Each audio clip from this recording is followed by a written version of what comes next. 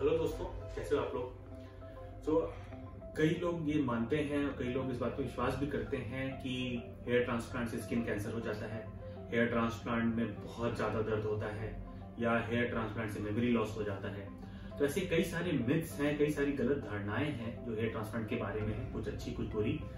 तो आज हम इन्हीं सारी गलत धारणाओं का, इन सारे मिथ्स का निदान करेंगे, इसके बारे में सच जानेंगे।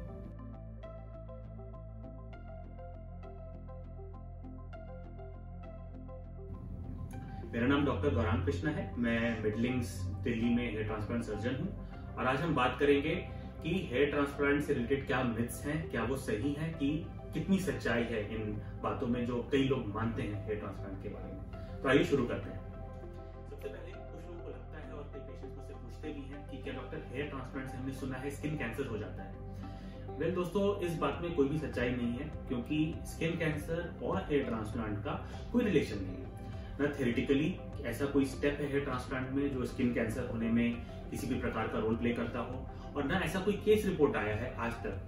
लाखों करोड़ों जो हेयर ट्रांसप्लांट विश्व भर में हुए हैं, कोई भी ऐसा केस रिपोर्ट नहीं आया है जिसमें पेशेंट को हेयर ट्रांसप्लांट के बाद स्किन कैंसर हो गया हो। तो हेयर ट्रांसप्लांट और स्किन कैंसर में आप निश्चिंत रहें, कोई भी रिलेशन नहीं है और जीरो रिस्क है। दूसरा, हेयर ट्रांसप्लांट के बाद मेमोरी लॉस हो जाता है, ब्रेन डैमेज हो जाता है। कई लोगों को ऐसा लगता है कि क्योंकि ये सर्जरी सर के ऊपर हो रही है तो इससे ब्रेन को कोई खतरा है।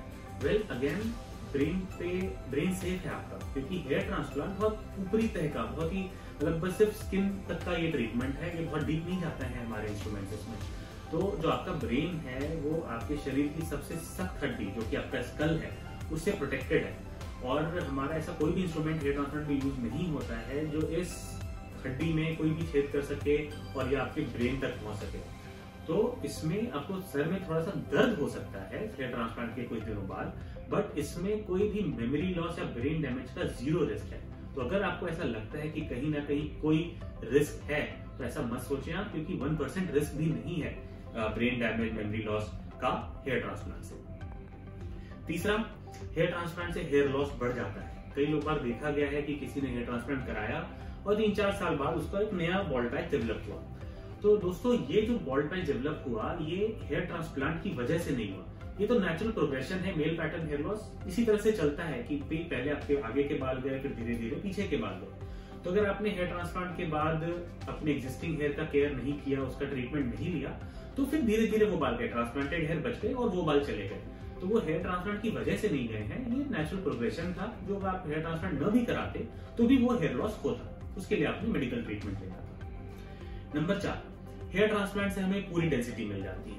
तो ये एक बहुत कॉमन मिथ है जो आजकल कुछ वीडियोस के द्वारा प्रोपोगेट भी किया गया है कि हेयर ट्रांसप्लांट के बाद बहुत सारे बाल आ जाते हैं। तो हेयर ट्रांसप्लांट के बाद अच्छे से किया जाए तो लिमिटेड बाल आते हैं। जो आप कंघी करोगे तो ऐसा बिल्कुल अच्छा भरा लगता है, स्कैल्प नहीं दिखता है, लेकिन ये बाल आपके एक्चुअल बालों से काफी कम है। इनफैक्ट 30 to 50% बाल ही लगाए जा रहे हैं जो एक नॉर्मल बॉल्ड स्कैल्प होता है मेल पैटर्न हेयर लॉस की वजह से। तो हेयर ट्रांसप्लांट कभी भी हेयर टू हेयर रिप्लेसमेंट नहीं है। हेयर ट्रांसप्लांट से इस तरह से बाल लगाए जाते हैं कि कम बाल भी ज्यादा दिखते हैं, आपकी बॉल्डनेस बहुत अच्छे तरह से कवर हो जाती है। हमने कुछ वीडियोस बना के यूट्यूब पे डाले हैं जिसमें हमने प्रॉपर कोम्बिंग के साथ इस बात को दिखाया है, ताकि जो हमारा पेशेंट है वो जागरूक रहे, उसको पता रहे कि एग्जैक्टली हेयर ट्रांसप्लांट से क्या मिलता है और क्या नहीं मिल सकता है। तो वो वीडियोस आप जरूर देखें। तो हेयर ट्रांसप्लांट के लिए ये मिथ है कि हेयर ट्रांसप्लांट हमें फुल डेंसिटी देता है। हेयर ट्रांसप्लांट में दिखने में बहुत अच्छी डेंसिटी देता है, लेकिन काउंट में ये बाल कम होते हैं। तो ये आपको पता होना चाहिए। नेक्स्ट, कि हेयर ट्रांसप्लांट बहुत ही ज्यादा पेनफुल है, इससे बहुत ज्यादा दर्द होता है। वीडियो में कई बार देखने से लगता भी है कि खून निकल रहा है और बहुत सारी सुइयां चुभ रही हैं, तो ये तो बहुत पेनफुल प्रोसीजर होगा। वेल ये इतना पेनफुल नहीं है, क्योंकि ये एनेस्थीसिया के साथ दिया जाता है जो कि लोकल एनेस्थीसिया है, और सिर्फ पेन वहां होता है जहां पे आप एनेस्थीसिया दे रहे हैं। वहां पे भी अच्छा सर्जन इस तरह से एनेस्थीसिया देता है कि पेन बहुत मिनिमल रहे, बहुत ही कंफर्टेबल प्रोसीजर रहे।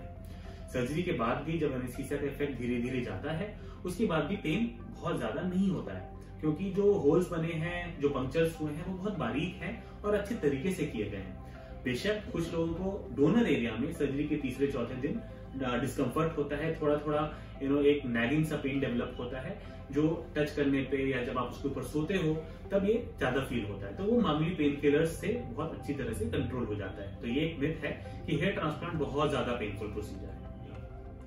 हेयर ट्रांसप्लांट से अनलिमिटेड हेयर मिल जाते हैं। अभी हमने ये बात की कि हेयर ट्रांसप्लांट बहुत ज्यादा फुल डेंसिटी नहीं होता, और ये तो बिल्कुल ही झूठ है कि अनलिमिटेड हेयर होता है। कई बार आपने ऐड देखा होगा, कई बार आपने इस तरह के प्रचार देखे होंगे कि ये स्कीम है आज अनलिमिटेड हेयर दिवाली ऑफर। ऐसा कुछ नहीं होता, अनलिमिटेड हेयर है ही नहीं। आपके डोनर एरिया के हेयर लिमिटेड है और इसके आधे या उससे कम ही बाल हेयर ट्रांसप्लांट में यूज किए जा सकते हैं। आप अपने डोनर एरिया के सारे बाल नहीं निकाल सकते हो। वो इसलिए क्योंकि जो बाल आपने निकाले वो आपने रूट के साथ निकाले, अब वहां पे दोबारा ग्रो नहीं होंगे। तो एग्जाम्पल के तौर पे अगर आपके डोनर एरिया में 100 बाल हैं और सर्जन ने उसमें से 30 बाल निकाल लिए, तो वो 70 बाल ही रहेंगे। वो कभी भी 90 या 100 दोबारा नहीं होंगे कि दोबारा 30 निकाल लिए फिर 1 साल के बाद 30 निकाल लिए, क्योंकि ये जड़ के साथ निकल रहे हैं और ये बाल अब कहीं और हुएंगे। इसलिए हेयर ट्रांसप्लांट में अनलिमिटेड हेयर नहीं होते। हाँ, बड़ी सर्जरीज होती हैं, 5000-6000 ग्राफ्ट तक की भी सर्जरीज होती हैं, जिसमें बियर्ड से बाल लिए जाते हैं, बॉडी से बाल लिए जाते हैं, FUT और FUE को कंबाइन किया जाता है जिससे ग्राफ्ट नंबर बढ़ जाए।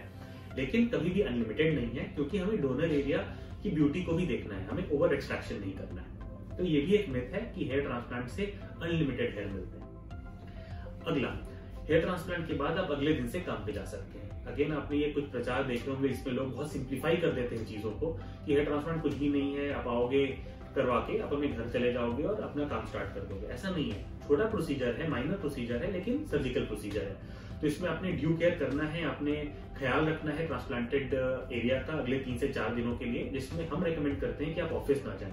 वर्क फ्रॉम होम है, आप कंफर्टेबल फील कर रहे हो तो आप करो, बट आपने बाहर नहीं जाना। धूल मिट्टी के एरिया में इतना इजीली आप नहीं जा सकते। चौथे दिन से जब वो एरिया ड्राई हो जाता है, फिर आप उसको कवर कर सकते हो, फिर आप बेशक जा सकते हो। बट हमारा रिकमेंडेशन ये होता है कि 3 से 7 दिन आप घर पे रिलैक्स करें। बेड रेस्ट की जरूरत नहीं है, बेड रेस्ट नहीं चाहिए हमें, लेकिन हमें केयर करना है और रिलैक्स करना है। नेक्स्ट, हेयर ट्रांसप्लांट से इंस्टेंट रिजल्ट्स मिलते हैं। अगेन ये बातें प्रचार के दौरान, एडवर्टीजमेंट्स के दौरान किसी प्रचलन में आ गई हैं कि आप हेयर ट्रांसप्लांट करेंगे, क्लिनिक से बाहर निकलेंगे तो बालों के साथ निकलेंगे, वो विग होता है।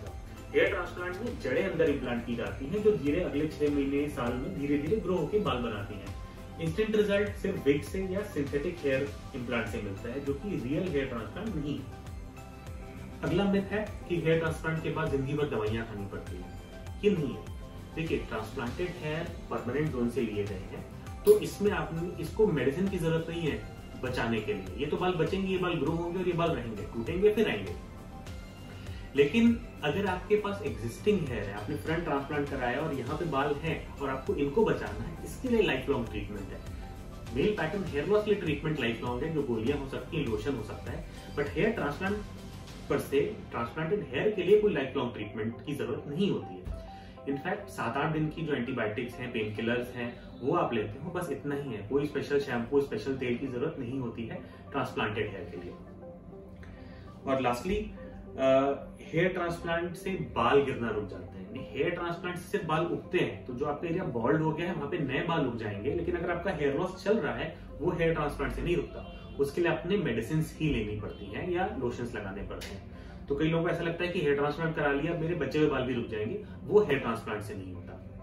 तो दोस्तों, lastly, hair transplant scarless procedure है। हेयर ट्रांसप्लांट से स्कार नहीं आता। पर्टिकुलरली FUE टेक्निक के लिए ये बातें प्रचलित की गई हैं कि इसमें स्कार नहीं आता, इसमें पेन नहीं होता। तो इसको हम स्कारलेस या पेनलेस ना बोल के लेस स्कार लेस पेन बोले तो ज्यादा सही रहेगा, क्योंकि FUT के कंपैरिजन में FUE में दर्द कम है, क्योंकि कटिंग ज्यादा नहीं है, स्टिचिंग नहीं है, तो दर्द कम है। दूसरा, जो FUT में लंबा स्कार आता है, जो कई बार थोड़ा सा खुल भी जाके दिखता खराब है, FUE अच्छे से किया जाए तो ये गंदा स्कार नहीं आता। उसमें छोटे छोटे डॉट्स होते हैं, जो कि अगर पंच साइज सही यूज किया गया तो इतना नेकेड आई को दिखते नहीं। आपने कभी ट्रिम भी कर लिया तो इतना इजीली पता नहीं चलते, लेकिन गौर से देखने पे स्कार तो है, क्योंकि जहां भी बाल निकला, स्किन अगर आपकी कटी, थोड़ी सी भी कटी, तो वहां पे स्कार बनेगा। ज्यादा बड़ा स्कार है, ज्यादा चोट है तो स्कार दिखेगा, बारीक सा चोट है तो स्कार नहीं दिखेगा। तो स्कारलेस बोलना या पेनलेस बोलना, ये भी एक मिथ है, ये गलत धारणा। तो दोस्तों, ये थे कुछ मिथ्स जो हेयर ट्रांसप्लांट से रिलेटेड काफी प्रचलित है, कई लोगों को लगता है कि ऐसा ही है। तो मैंने कोशिश करी है कि इन मिथ्स को एक सही तरीके से, सही बात आप तक पहुंचाने की। तो अगर आपको ये वीडियो अच्छा लगा हो, इससे आगे कुछ नॉलेज हेयर ट्रांसप्लांट के बारे में बढ़ी हो, तो आप हमें बताएं। अगर आपकी कोई राय हो जो हम आगे अपनी वीडियोस में यूज कर सकें, या आपको लगता है इस वीडियो में ये बात होनी चाहिए थी या ये बात सही नहीं है, तो आप हमें कमेंट के द्वारा बताएं। अगर आपको हमारे वीडियोस अच्छे लगे तो हमारे चैनल को सब्सक्राइब करें। Thank you.